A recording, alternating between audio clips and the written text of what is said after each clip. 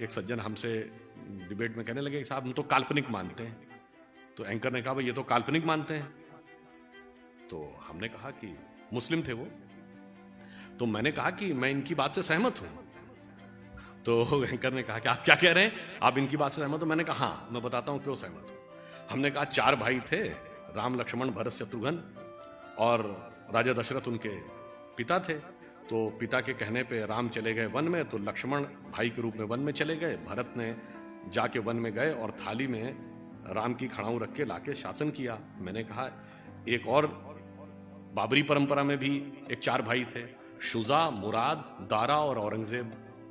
मैंने कहा एक ने बाकी 3 का कत्ल कर दिया, बाप को जेल में डाल दिया, और इतने से भी उसे संतोष नहीं हुआ, अपने सगे बड़े भाई दारा शिकोह का सर काटकर थाली में सजाकर जेल में बंद अपने बाप के पास भेजा। तो मैंने कहा जिन्होंने थाली में भाइयों के कटे हुए सर देखे हों, उन्हें थाली में रखी हुई भाइयों की खड़ाऊं कल्पना ही लगेगी, इसमें इनका कोई दोष नहीं।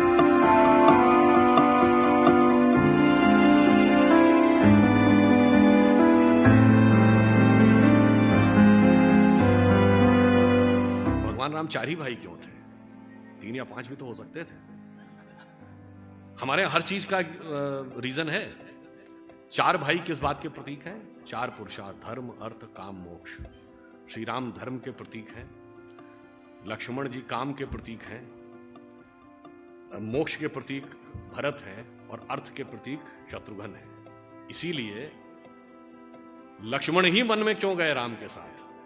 क्योंकि कामना या काम जो है सदैव धर्म के साथ संलग्न ही रहना चाहिए, उसके साथ पृथक नहीं हो सकता, तभी वो सन्मार्ग पे रहेगा। और भरत ने ही खड़ाऊं रख के शासन क्यों किया?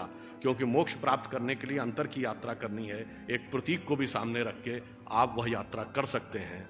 और शत्रुघ्न अयोध्या में ही क्यों रहे? क्योंकि अर्थ राजधानी से बाहर नहीं जा सकता, इसलिए वो वहीं पे रहेंगे। तो अगर हमें आगे बढ़ना है, तो मैं जहां से मैंने प्रारंभ किया था कि प्रबुद्ध शुद्ध भारती, तो आपने भारतीयता को समझा, समझने की क्षमता भगवान ने आपको दी है। तो हमें आगे बढ़कर क्या करना है, यह ध्यान रखना है कि आचार्य चाणक्य ने कहा था, इस राष्ट्र को उतनी क्षति दुर्जनों की दुर्जनता से नहीं हुई है जितनी सज्जनों की निष्क्रियता से हुई है। मैं बताना चाहता हूं, भगवान श्री कृष्ण हिंदू भी हैं, हिंदू धर्म के भी प्रतीक हैं, वही तत्व है, और हिंदुत्व भी वो है। 1986 शाबानो केस, सुप्रीम कोर्ट का जजमेंट पलट दिया जाता है। क्यों?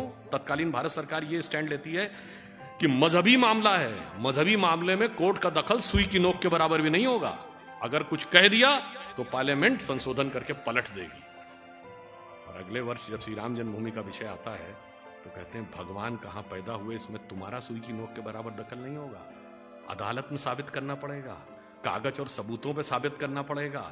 और इतना ही नहीं था, यह भी साबित करना पड़ेगा कि यही अयोध्या थी कि नहीं, यह भी साबित करना पड़ेगा कि राम भी हुए थे कि नहीं, या उनके एक नेता ने बोला था 10,000 कमरे थे तो इसमें हुए थे कि नहीं।